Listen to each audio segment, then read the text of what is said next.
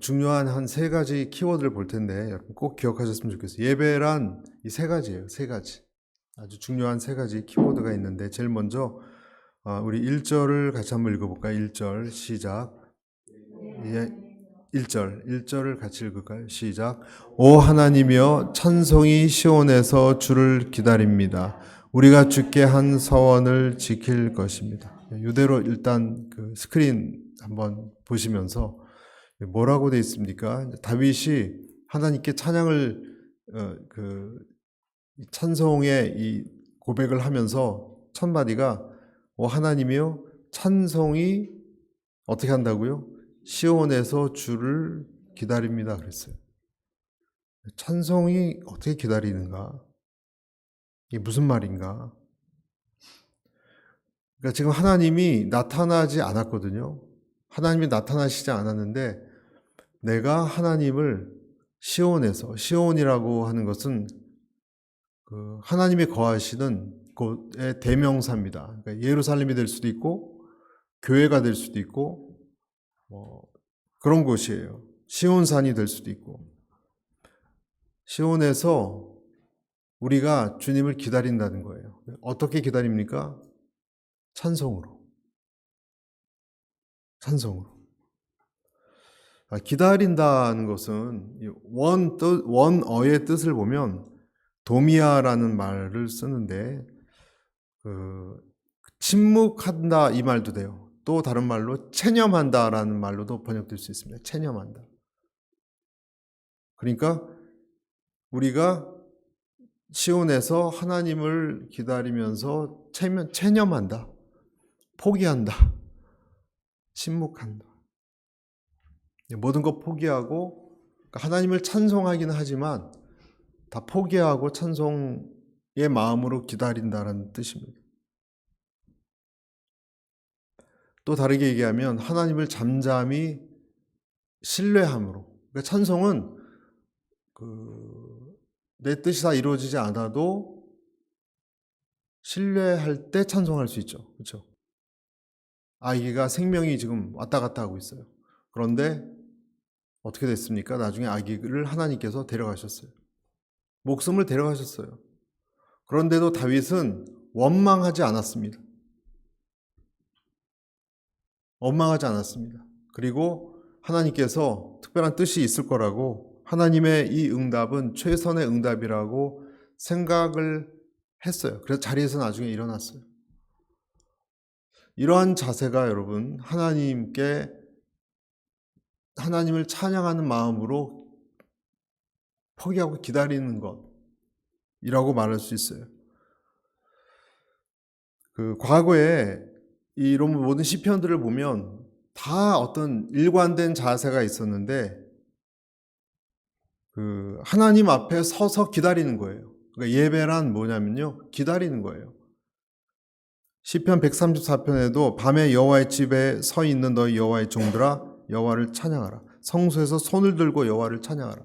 시편 보면 이런 얘기 계속 나오거든요. 그러니까 여호와를 찬양하라. 손을 들고 찬양하라. 여호와의 전에 하나님이 나타나지도 않았어야지. 그런데 그 앞에서 그냥 마냥 기다리는 거예요. 하나님을.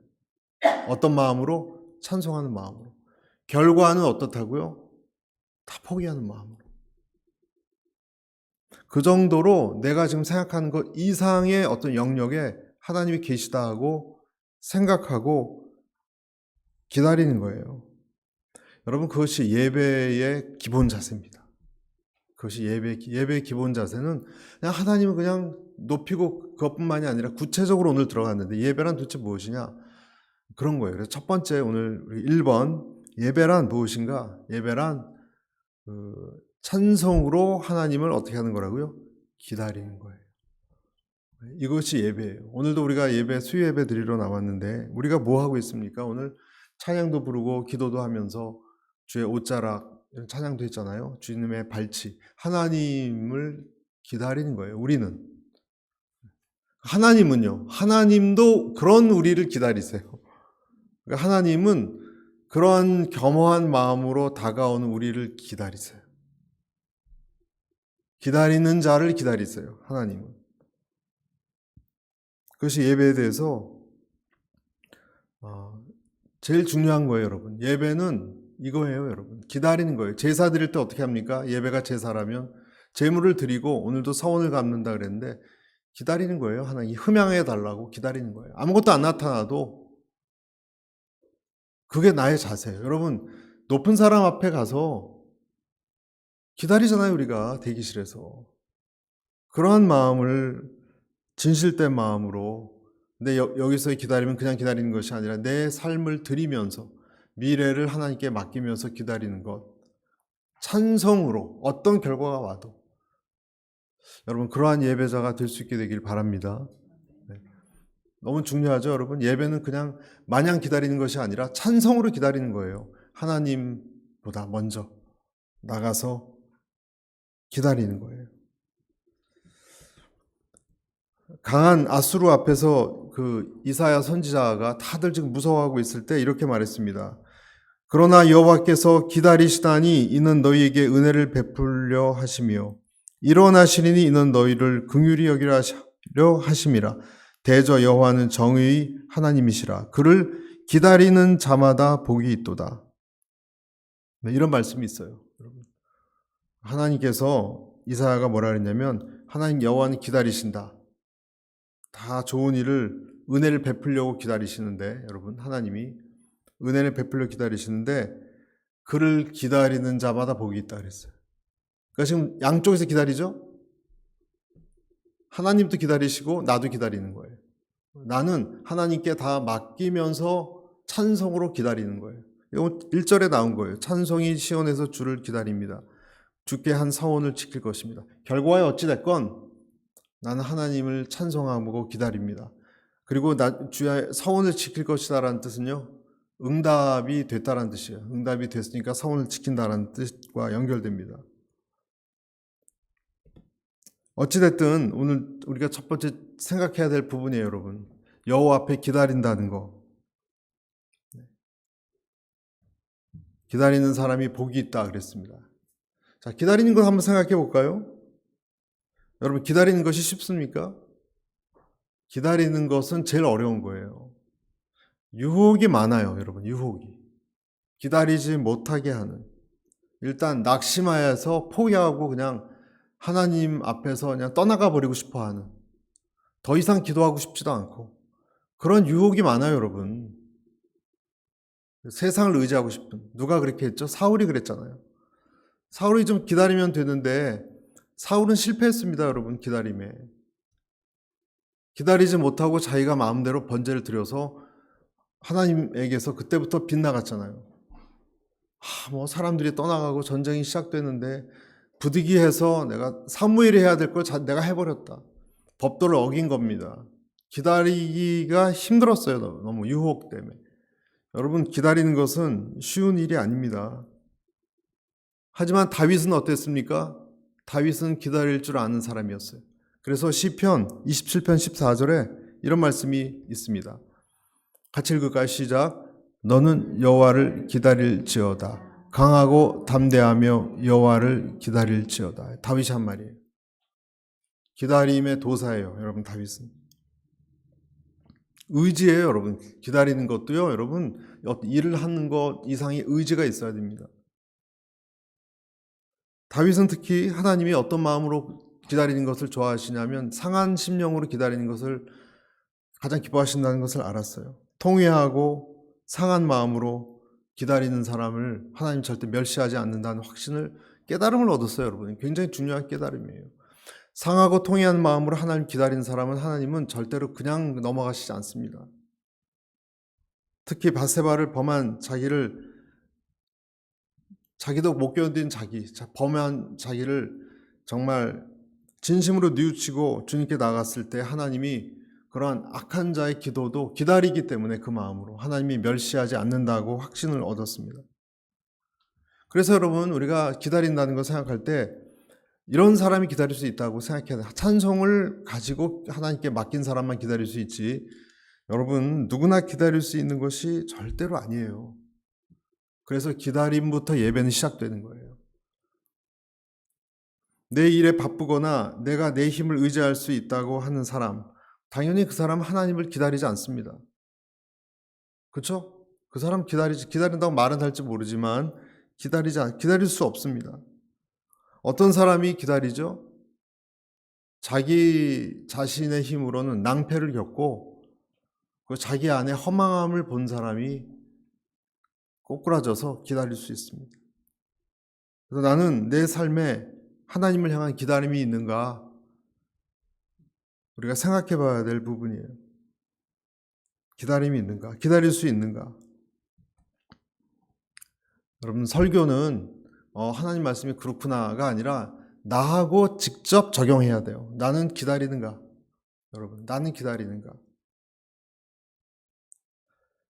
내 의지대로 내 마음으로 살아갈 수 있다고 생각하는가 내가?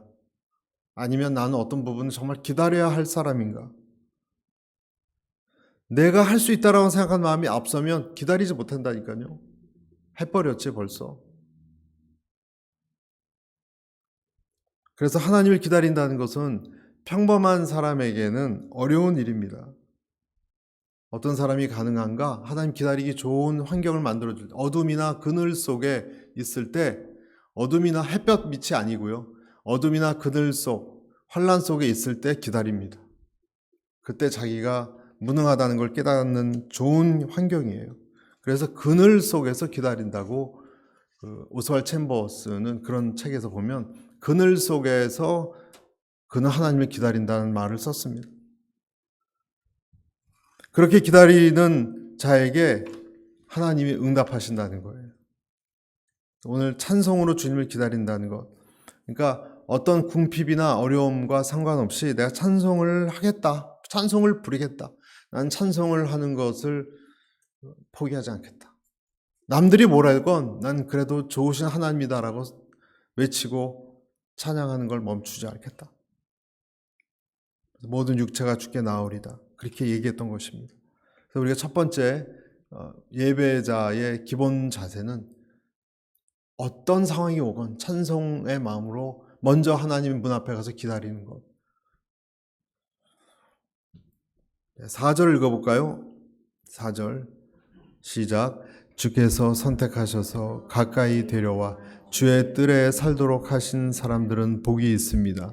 우리가 주의 집 곧 주의 성전의 온갖 좋은 것들로 채워질 것입니다.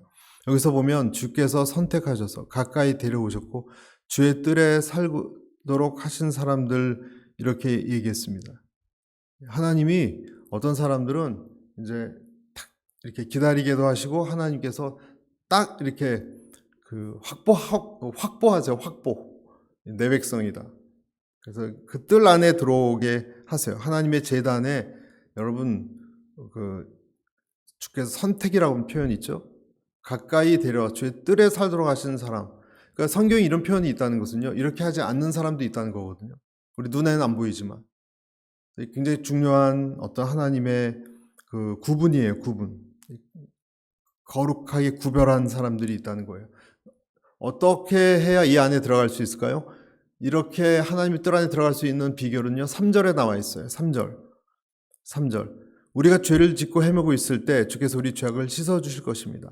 내 죄가 하나님께 노출되고 씻긴 사람, 내 죄를 고백하고 주님을 인정한 사람을 하나님이 받아주시고 그의 제단 안에 들어갈 수 있어요. 뜰 안에 들어갈 수 있어요. 옛날에 보면 주의 뜰 안에 들어가야 예배를 드릴 수 있거든요. 그런 속 가진 사람이 뜰 안에 살도록 된 사람이 오늘 복이 있다라고 한 것입니다.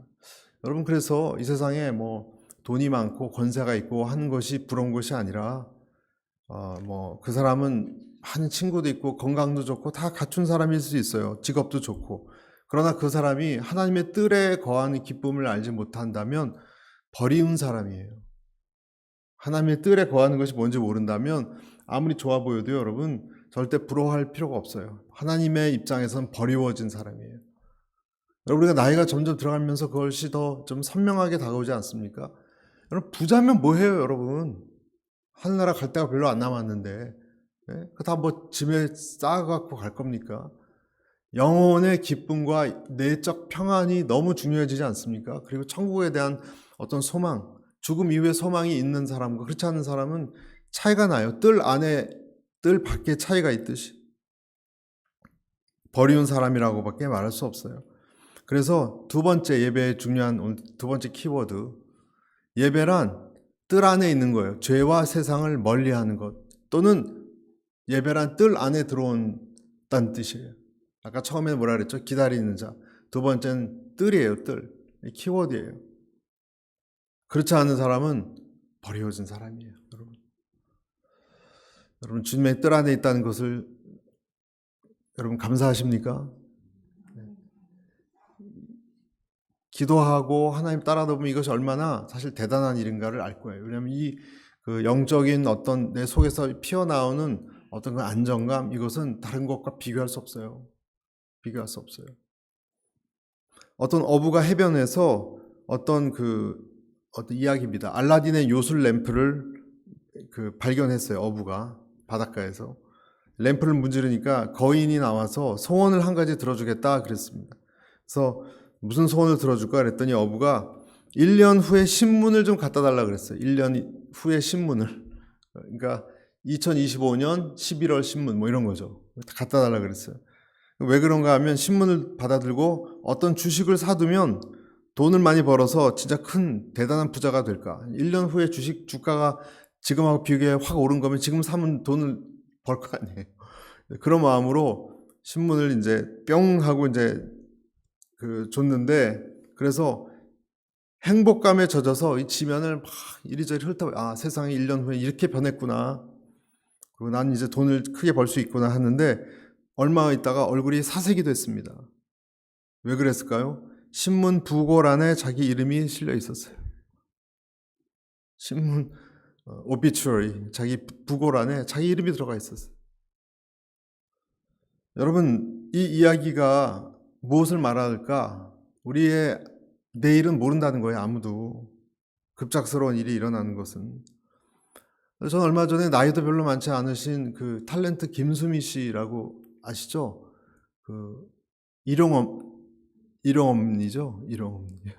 옛날에 전원일기 여러분 기억나세요? 저는 잠깐 봤던 전원일기라고 있는데, 흑백으로.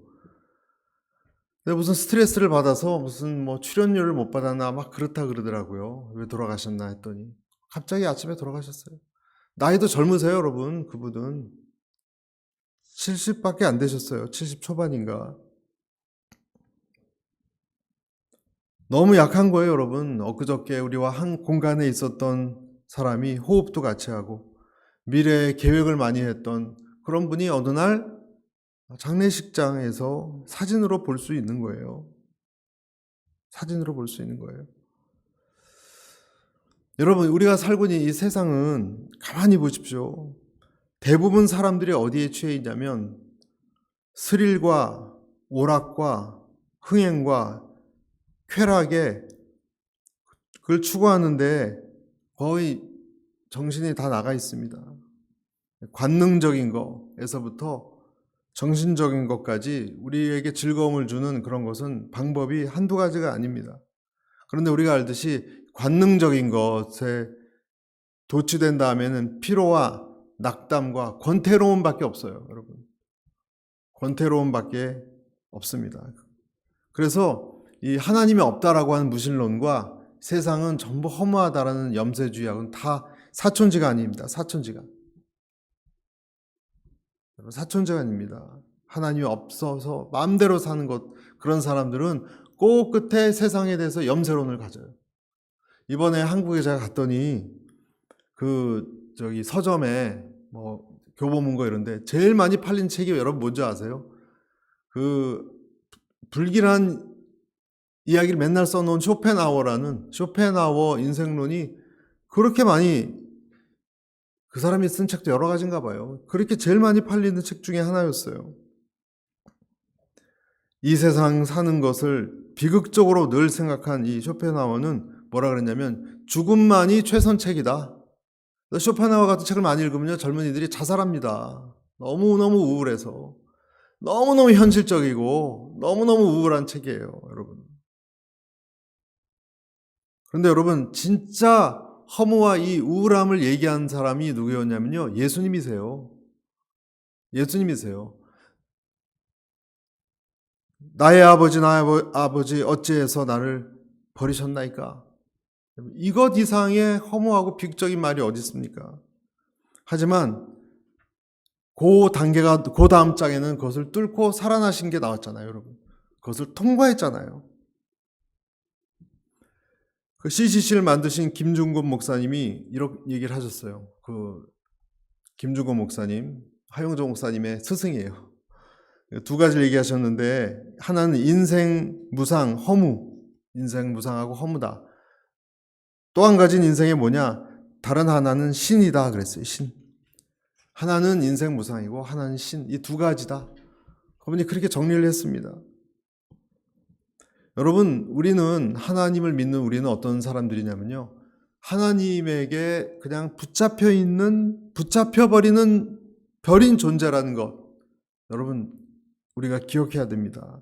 절망과 낙심의 그늘로 가까이 가려고 하다가도 하나님이 머리채를 탁 잡아서 확 다시 하나님의 햇볕 아래 탁 두시는 거예요. 하나님이.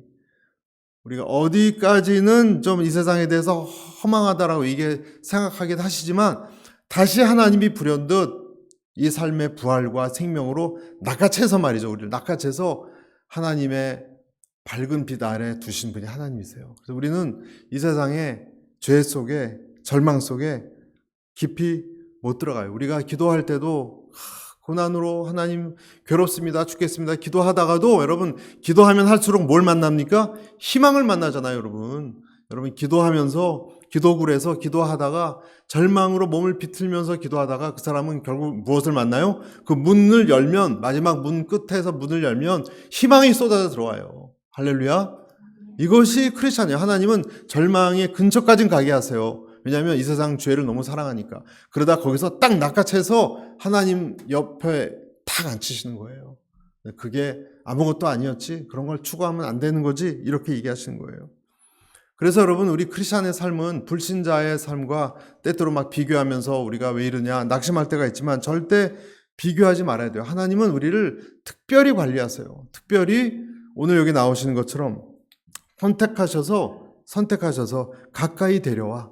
때로 나를 기도를 시키시고 기다리게 하시는 안타까운 상황도 만드시지만 결국 선택하셔서 뜰 안에 들어오게 하시고 가까이 교제하게 하시는 그런 하나님이세요. 여러분, 이것이 하나님의 자녀된 우리예요.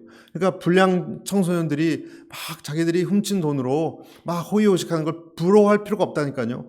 왜냐하면 엄격한 부모는 먹고 싶은 것도 못 먹게 하고 절제하게 하고 이렇게 교육이 다르잖아요, 여러분.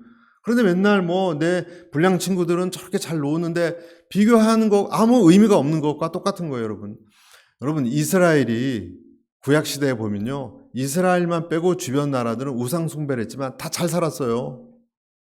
여러분, 물질적으로 풍요로웠어요. 바알신을 그렇게 섬겨서 그런지. 그리고 왜 하필 이스라엘만 이렇게 힘들게 애굽에서도 고생하고 바벨론으로도 그렇게 오랫동안 포로로 끔찍하게 반항하다가 그렇게 하셨겠습니까? 특별히 이스라엘은 그 주변 나라들에 비해서 고생을 많이 시켰어요, 하나님이. 여러분, 하나님이 괜히 그렇게 하셨겠습니까? 특별한 뜻이 있었던 거예요. 그래서 우리는 주변 나라들하고 절대 세상에 있는 사람들하고 비교할 필요가 없어요. 하나님이 우리를 어디로 인도하셨다고요? 안뜰로 인도하시기 위해서예요. 그것이 우리의 정체성이에요. 여러분, 이것을 꼭 자녀들에게도 가르쳐 주셔야 돼요. 비교할 기준이 다른 거예요, 여러분. 그 부모의 자식들을 교육시키는 거하고 다른 버려진 자녀들하고 다른 거하고 똑같은 그런 기준으로 다른 것입니다. 그래서 여러분 이것을 내가 이해하잖아요. 두 번째, 첫 번째는 기다린다는 것 배웠죠. 두 번째는 하나님의 세상을 죄악을 버리게 하고 안뜰에 들어오게 한 사람이 이제 이것을 깨달으면 뭐가 바뀌냐면 눈이 바뀌어요. 눈이 바뀌어요. 네. 그래서 여러분 5절부터 한번 5절, 6절, 7절 한번 보시죠. 어떻게 바뀌었는지. 오 우리 구원의 하나님이여 주께서는 의로 이루신 놀라운 일들로 우리에게 응답하실 것입니다. 주는 모든 땅끝과 머나먼 바다가 의지할 분이시고 6절 주의 능력으로 산을 세우셨고 주의 힘으로 무장하시며 7절 포효하는 바다와 출렁거리는 물결과 저 민족들이 폭동까지도 진압하시는 분이십니다. 그러니까 땅과 바다가 다 주님을 의지한다 그러고요. 주님의 능력으로 산도 세우고 바다 물결 또 민족들이 폭동 이르는 것까지도 하나님이 이렇게 운영하신대요. 또 있습니다. 어떻게 이렇게 이런 생각을 갖게 됐을까? 9절 보십시오. 9절. 또 이렇게 해야 하세요. 주께서 땅을 돌보고 물을 대주시며 하나님의 강이 물이 넘쳐 비옥하게 하십니다. 하나님이 땅을 돌보고 물을 대주신대요. 주께서 사람들에게 이렇게 곡식을 공급해 주시려고 다 준비해 놓으신 것입니다. 땅을 돌보고 물을 대주신다. 또 10절에 이렇게 됩니다. 10절 시작. 주께서는 밭고랑에 물을 흠뻑 대주시고 밭이랑을 고르게 펴시며 소나기로 부드럽게 하시고 그 싹에 복을 주십니다. 그래서 세 번째, 오늘 예배자가 기억해야 될 세 번째 포인트는 예배는요 새로운 관점으로 보는 거예요. 하나님을 만나면 그 다음부터 내가 밖에 나가서 보는 모든 것이 정치, 문화, 사회 문제, 경제 문제까지 하나님의 눈으로 비춰지기 시작해요. 여러분 주님 만나고 나서 성령 체험하고서 이런 경험 생기지 않았습니까? 모든 것이 하나님의 어떤 손에 의해서 움직인다는 거. 그래서 하나님 안에 들어온, 뜰 안에 들어온 구원을 제대로 받은 사람만이 이 관점으로 이 세상을 다시 쳐다봐요. 똑같은 세상인데 다르게 봐요. 새로운 관점이고 새로운 눈이에요. 그래서 고대에 어떤 유명한 철학자가 이런 말을 했어요. 인간은 일어난 사건 때문이 아니라 그 사건을 바라보는 자기의 시각 때문에 괴롭다. 이렇게 얘기했어요. 사건 때문에 괴로운 게 아니고 여러분 그 사건이 을 바라보는 내 생각, 시각, 관점 때문에 괴롭다. 이런 말을 했는데 정말 맞는 거예요, 여러분. 우리가 늘 답답하고 괴로운 것은요, 인간의 수준에서, 그러니까 아기가 같이 이렇게 걷다 보면 담장을 못 넘어가잖아요, 눈이. 키가 작으니까. 그 이상을 못 보잖아요. 우리도 그렇다는 거예요. 하나님의 키 높이가 안 되기 때문에 답답하고 힘들다고 여겨지는 것이지만, 여러분, 하나님의 관점을 갖는 것이 예배입니다. 여러분, 예배를 통해서 우리는 하나님의 관점을 갖습니다. 구체적으로 어떤 거냐? 내게 부딪히는 일들을 템테이션, 유혹으로 보지 말고 뭐로 본다고요? 하나님의 시험으로 봐요. 그래서 야고보서 1장 2절에 4절 이렇게 되어 있습니다. 내 형제들아 너희가 여러 가지 시험을 만나거든 온전히 어떻게 여기라고요? 기쁘게 여기라. 자, 관점이 바뀌었죠. 이는 너희의 믿음의 시련이 인내를 만들어내는 줄 너희가 알미라. 자, 믿음, 그 환란이 뭔가 의도가 있죠? 인내를 만들고 싶은 거예요. 인내. 나한테 없는. 인내를 온전히 이루라. 인내를 또 이루래 그래요, 여러분. 인내를 이루어야 됩니다. 인내는. 하나님의 계획이에요. 이는 너희를 온전한 구비하여 조금도 부족함이 없게 하려 함이라. 봐, 시험이 어디로 귀결됐습니까? 부족함이 없는 사람을 만드는 수단이잖아요, 시험이. 그러니까 하나님이 시험을 주시는 이유가 있다라는 거예요. 이삭을 제물로 바치라고 아브라함에게 요구했죠. 그렇죠? 이삭을 자기 하나밖에 없는 아들.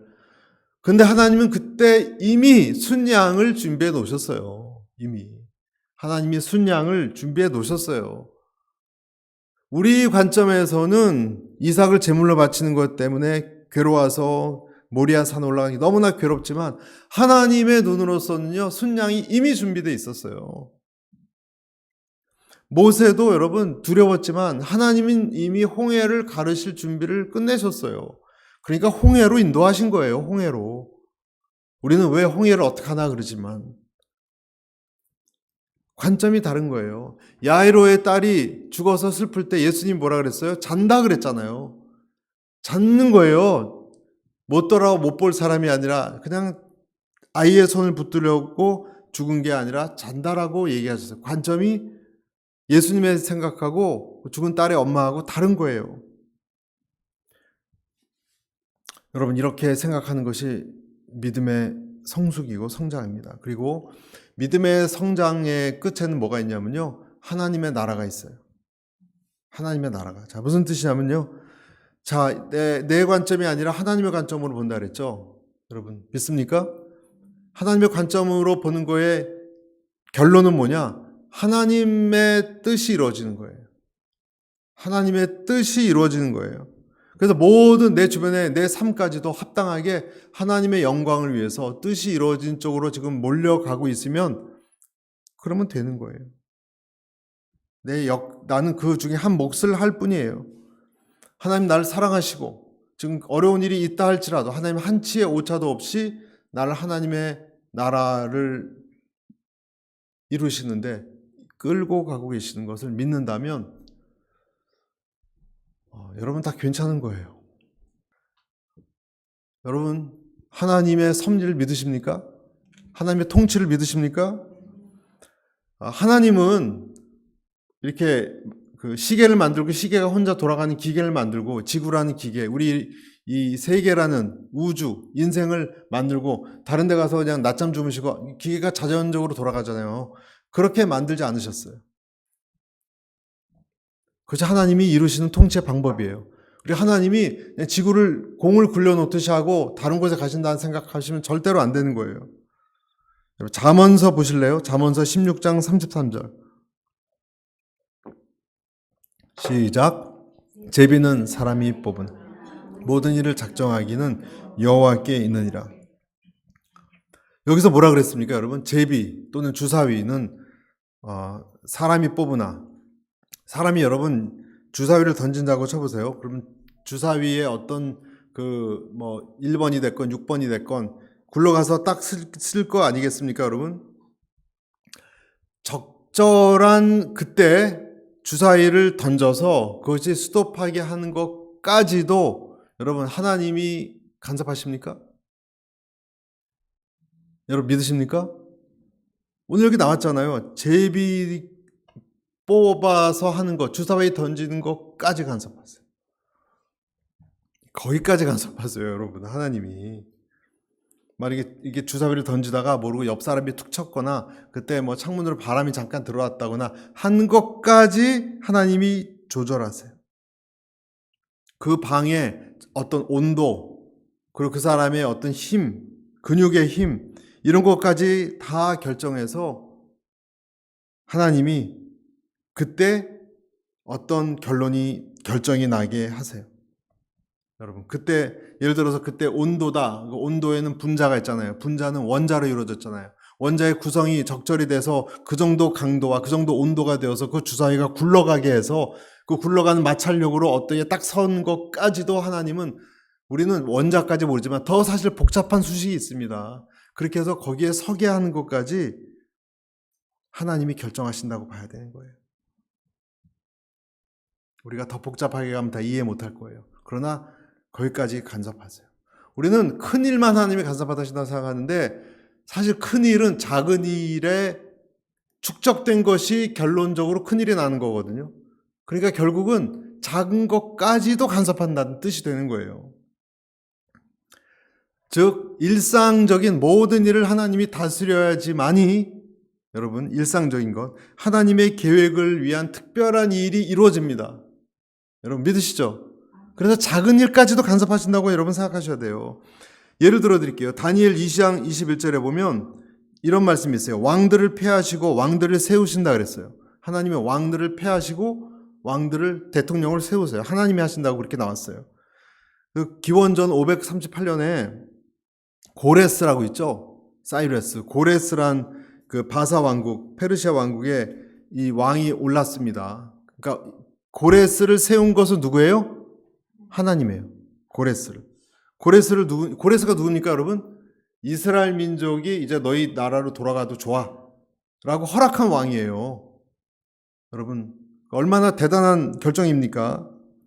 강력한 이방 왕이에요. 유대 왕이 아니에요. 이방 왕인데 포로 붙잡혀 있던 이스라엘 너희 나라로 돌아가도 좋아, 그렇게 얘기했던 사람이 고레스예요. 그런데 고레스란 사람의 이름이 아무도 몰랐을 때 200년 전에 이 사람을 예언한 사람이 있었어요. 누구? 이사야 선지자가 200년 전에, 나라가 망하기 전에 너희가 나중에 큰일 나서 고레스라는 어떤 이름의 사람이 너희를 되돌려보낼 것이다. 고레스라는 사람이 집권할 것이고 통치할 것이고 어느 시점에 유대 사람을 돌려보낼 것이다.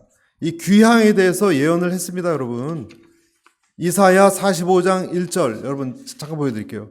이사야가 이때는 나라가 망하기도 전이에요. 여호와께서 그의 기름을 받은 고레스에게 같이 말씀하시되 내가 그의 오른손을 붙들고 그 앞에 열국을 항복하게 하며 내가 왕들의 허리를 풀어 그 앞에 문들을 열고 성문들이 닫히지 못하게 하리라. 13절까지 쭉 그 예언이 나와 있어요. 여러분, 자 보세요. 고레스가 이 페르시아의 지도자가 되기까지 수많은 결정이 있어야 되죠. 먼저 어떤 일이 있어야 됩니까? 유대 민족이 바벨론의 포로가 돼야지 돼요. 그렇죠? 그리고 바벨론 나라가 망해서 그 바사 왕국한테 넘어와야 돼요. 왜냐하면 고레스는 바사 왕국의 왕이니까. 그럼 어떤 일이 일어나야 됩니까? 바벨론 왕국이 쇠퇴해야 되고, 쇠퇴하려면 잘못된 정책들을 냈어야 돼요. 나라 힘이 약해지는. 그리고 바사의 전략가들이 많이 태어나게 하셔야 돼요. 하나님은. 그래서 바사가 더 강해질 수 있도록. 그래서 어느 날 전쟁을 싸워서 그 나라를 이기도록 하나님이 역사하셔야 되는 훌륭한 지도자와 전략가들을 바사 왕국에 하나님이 출생시켜야 돼요. 하나님의 섭리로. 그리고 또 아까 고레스라는데, 고레스라는 사람이 태어나기 전에 고레스의 부모님을 먼저 태어나게 하셨어야 되고, 그리고 부모님이 고레스가 잘 자라도록 왕에까지 오르도록 좋은 교육을 시켰어야 돼요. 하나님이 섭리하셔서. 그리고 고레스라는 사람도 성인이 될 때까지 죽지 않고 건강관리 잘 하게끔 하셔야 되고, 부인도 만나게 하셨어야 돼요. 그러니까 고레스도 그때까지 올 때까지 좋은 결정들을 해서 그때까지, 그러니까 작은 어떤 음식을 먹고 독이 든 음식을 먹지 말고 다 연결이 되는 거예요, 여러분. 무슨 말씀드리는지 아시겠죠? 하나님 작은 일부터 하나님 큰 일까지 통치하십니다. 이것이 우리가 하나님을 찬양하는 이유가 되는 것입니다. 그래서 곡식을 내는 것이나 비가 오는 것이나 고랑이 채워지는 것이나 그래서 많은 농산물을 수확하는 것이나 다 하나님이 통치하시는 거예요. 그 사람이 예배를 드릴 수 있는 거예요. 그러니까 세 가지를 여러분 예배자에게 꼭 기억해야 되는 세 가지를 말씀드렸어요. 첫째는 뭐라고요? 기다려야 돼요, 여러분. 나는 기다리는 자. 기다리는 거예요. 두 번째는 뭐라고요? 안뜰에 들어와 있는 사람이에요, 나는 세상과 죄를 멀리해야 되는 사람이에요. 그리고 세 번째, 하나님의 관점을, 하나님이 통치하시는구나, 그것을 확인한 사람은 하나님께 찬양할 수 있습니다. 이 찬양의 능력이 우리에게 임할 수 있기를 날마다 간절히 축복합니다. 기도하겠습니다.